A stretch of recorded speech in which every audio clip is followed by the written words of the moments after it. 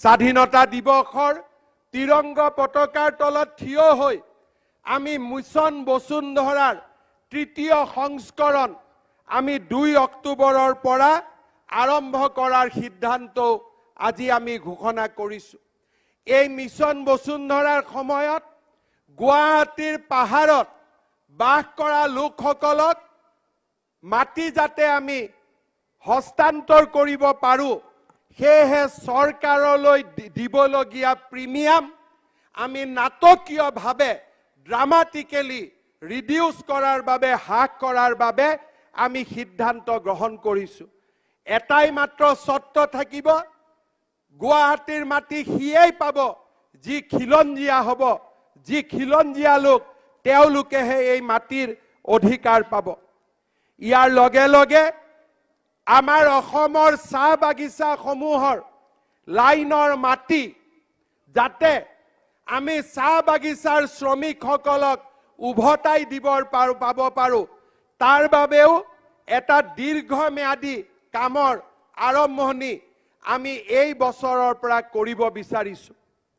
শ্ৰদ্ধাৰ ৰাইজ, মিছন বসুন্ধৰাৰ সময়ত আমাৰ নামঘৰ, আমাৰ বিদ্যালয়, আমাৰ চৰকাৰৰ বিভিন্ন অনুষ্ঠানসমূহৰ মাটি যাতে চৰকাৰী হৈ নাথাকি নামঘৰৰ নামত, মন্দিৰৰ নামত, স্কুলৰ নামত, কলেজৰ নামত, বিদ্যালয়ৰ নামত আবণ্টিত হ'ব পাৰে, তাৰ বাবেও আমি বিশেষ ব্যৱস্থা গ্ৰহণ কৰিম।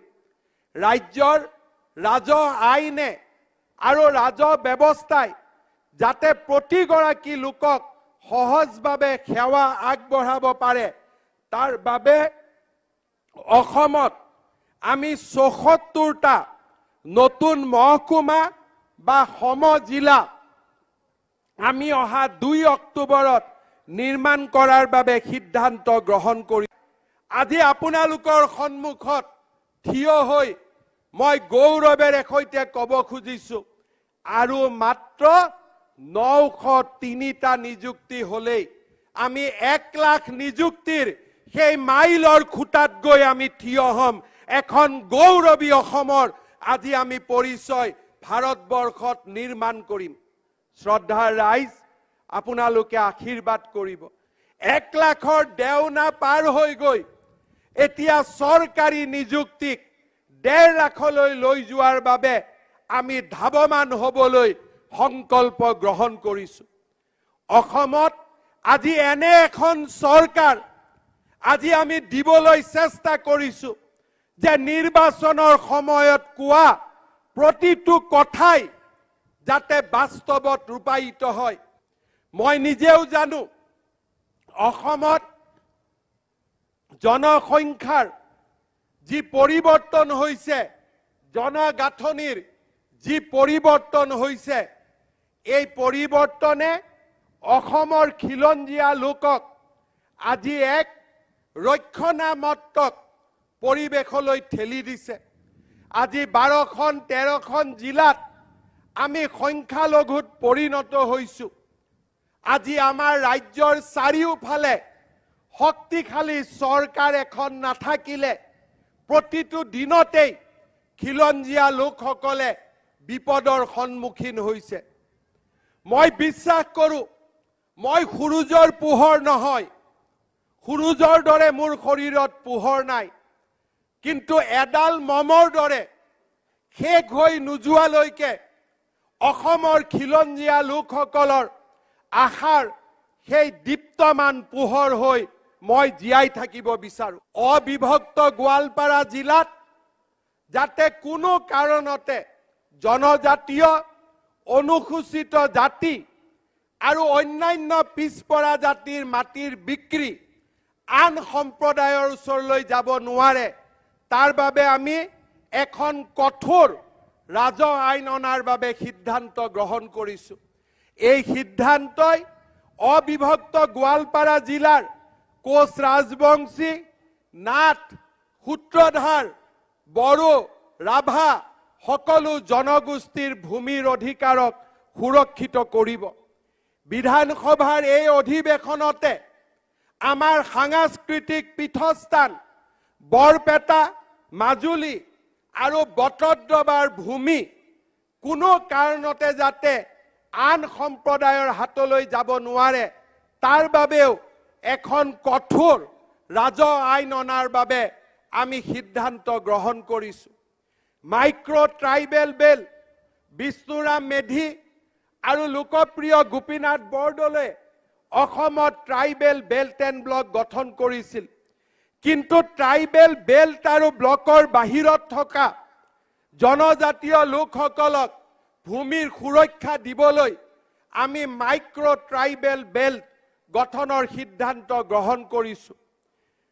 এটা সম্প্ৰদায়ৰ পৰা আন এটা সম্প্ৰদায়লৈ ভূমি হস্তান্তৰ যাতে অতি সহজে হ'ব নোৱাৰে, আমাৰ হাতত থকা শেষ মাটিখিনিও যাতে আমি ৰক্ষা কৰিব পাৰো, তাৰ বাবেও আন এখন আইন অনাৰ বাবে আমি সিদ্ধান্ত গ্ৰহণ কৰিছো।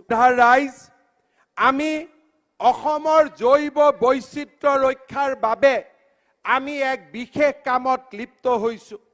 যোৱা 3টা বছৰত 167 স্কুৱেৰ কিলোমিটাৰ ভূমি আমি এক বিশেষ সম্প্ৰদায়ৰ ৰাইজৰ পৰা উদ্ধাৰ কৰি অসমৰ বনভূমিক আৰু অধিক খৰস্ৰোতা কৰিবৰ বাবে আমি সফল হৈছো।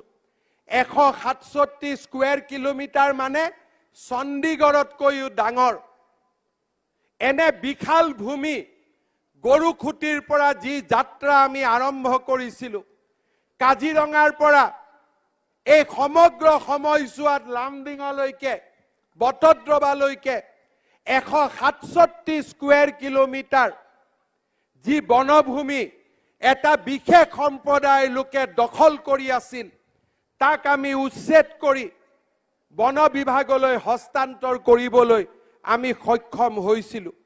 আজি এই স্বাধীনতাৰ তিৰংগ পতাকাৰ তলত থিয় হৈ অসমৰ 7খন ৰাষ্ট্ৰীয় উদ্যান কাজিৰঙা, মানস, ডিব্ৰু ছৈখোৱা, ওৰাং, ৰাইমনা, দিহিং পাটকাই আৰু নামেৰীৰ লগত অসমৰ 8খন ৰাষ্ট্ৰীয় উদ্যান হিচাপে BTADৰ চিকনাঝাৰক আমি ঘোষণা কৰিবলৈ পাই গৌৰৱ অনুভৱ কৰিছো।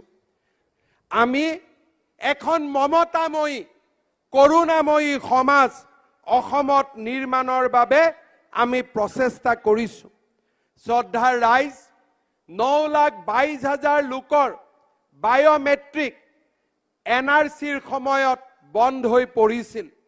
মই প্ৰচেষ্টা চলাইছো যাতে অহা কিছু মাহৰ ভিতৰত এই NRCৰ বায়োমেট্ৰিকৰ ওপৰত থকা প্ৰতিবন্ধকতা আমি উঠাব পাৰো আৰু ৰাজ্যৰ জনসাধাৰণক আমি এটা সুৰক্ষিত জীৱনৰ ফালে আগবঢ়াই লৈ যাব পাৰো। শ্ৰদ্ধাৰ ৰাইজ, অসমৰ চৰকাৰী চাকৰি যাতে অসমৰ মাটি আৰু পানীৰ লগত সংযোজিত থকা লোকেহে যাতে লাভ কৰে, সেইবাবে অহা কেইটামান দিনত আমি ষ্টেট ডমিচাইল পলিচি আমি নিৰ্মাণ কৰাৰ বাবে সিদ্ধান্ত গ্ৰহণ কৰিছো।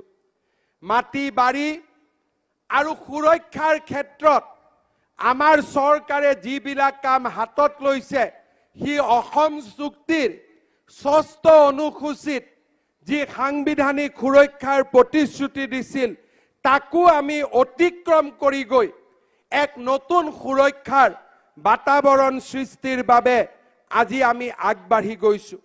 শ্ৰদ্ধাৰ ৰাইজ, বাল্য বিবাহ সমাপ্ত কৰিবলৈ এই স্বাধীনতাৰ তিৰংগ পতাকাৰ তলত অসমৰ মুখ্যমন্ত্ৰী দায়িত্ব গ্ৰহণ কৰিয়ে মই সংকল্প লৈছিলো।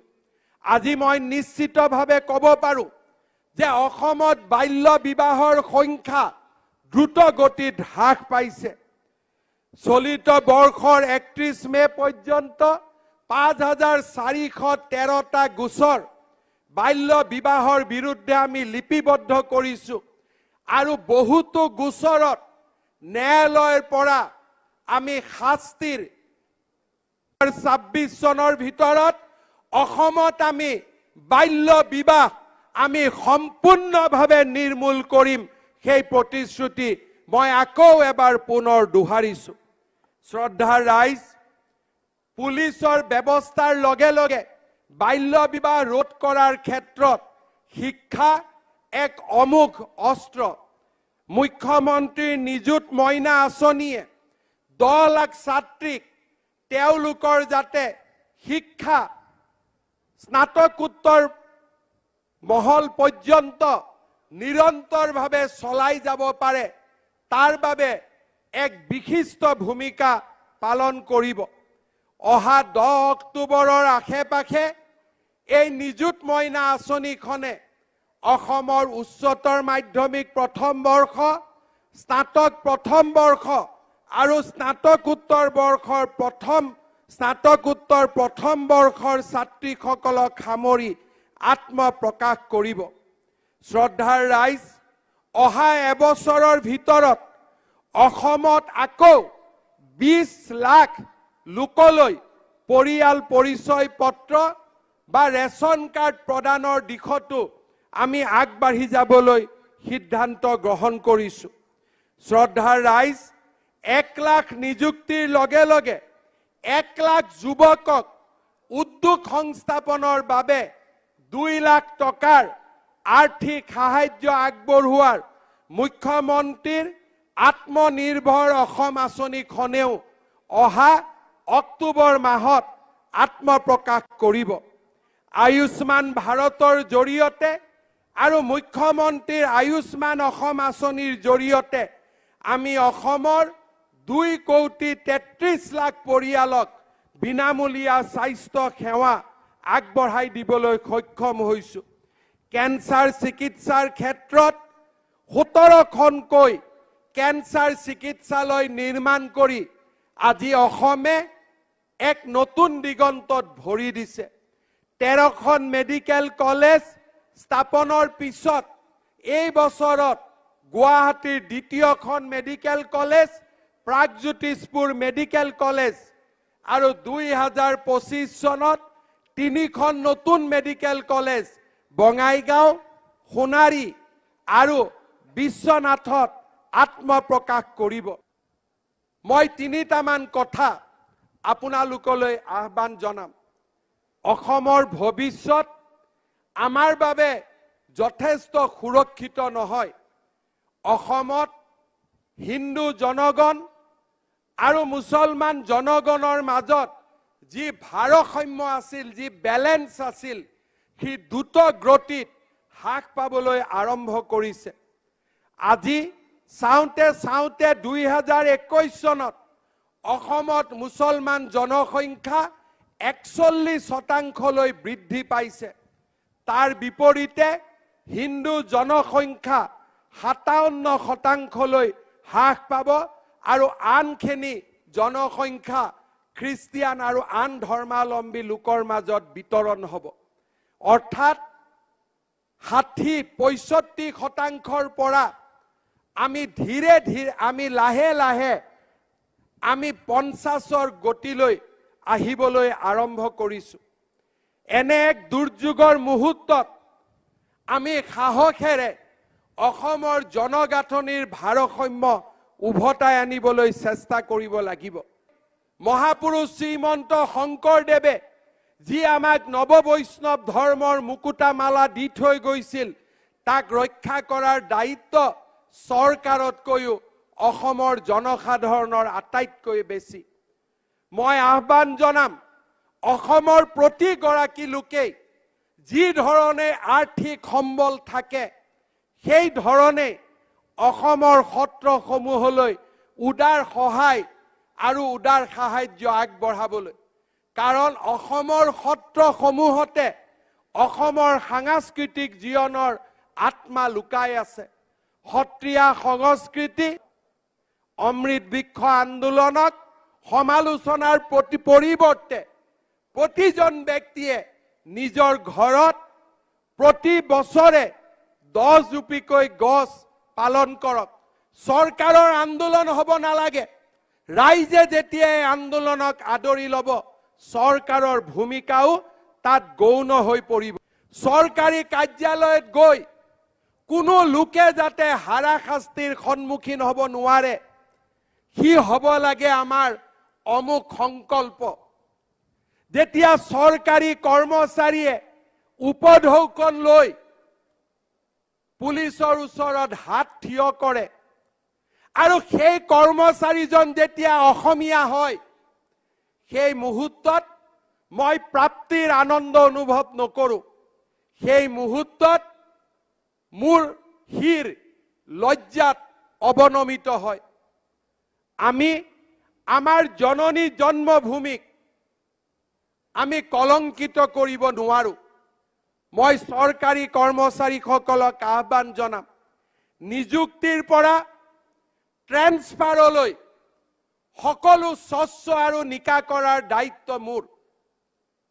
পশ্চিমবংগ চৰকাৰেও দিব নোৱাৰা সুবিধা দিয়াৰ দায়িত্ব আমাৰ। ৰাইজৰ দায়িত্ব, ৰাইজৰ কৰ কাটলেৰে আমি চৰকাৰী কৰ্মচাৰীৰ অভাৱ অভিযোগ নোহোৱা কৰিম। কিন্তু চৰকাৰী কৰ্মচাৰীসকলে এখন দুৰ্নীতি বিৰোধী সমাজ নিৰ্মাণ কৰাৰ দায়িত্ব গ্ৰহণ কৰিব লাগিব। মই আশা কৰিম আমাৰ চৰকাৰত নতুনকৈ নিযুক্তি হোৱা 1 লাখ কৰ্মচাৰীয়ে কৰ্ম সংস্কৃতিৰ এক নতুন প্ৰাণেৰে অসমৰ চৰকাৰী কাৰ্যালয়সমূহলৈ এক নতুন কৰ্ম সংস্কৃতিৰ পৰম্পৰা কঢ়িয়াই আনিব। জ্যেষ্ঠ কৰ্মচাৰীৰ আশীৰ্বাদেৰে কনিষ্ঠসকলে হাতে হাত ধৰি দুখীয়া আৰু দৰিদ্ৰ ৰাইজৰ সাৰথি হৈ থিয় দিব। আজিৰ দিনটোত মই ঘোষণা কৰিছোঁ যে অহা 2 অক্টোবৰ তাৰিখে আমি ৰাইট টু পাব্লিক সাৰ্ভিস, চৰকাৰী সেৱাৰ অধিকাৰ, এই আয়োগখনক আমি আনুষ্ঠানিকভাৱে আৰম্ভ কৰিম। যিসকল ৰাইজৰ কাম চৰকাৰী কাৰ্যালয়ত নহ'ব, তেওঁলোকে ৰাইট টু পাব্লিক সাৰ্ভিস কমিশনক উজৰ আপত্তি দিব পাৰিব আৰু তেওঁলোকৰ উজৰ আপত্তি সত্য প্ৰমাণিত হ'লে চৰকাৰী কৰ্মচাৰীসকলক আমি জৰিমনা বিহাৰ ব্যৱস্থাও এই আইনত আমি ধৰি ৰাখিছোঁ।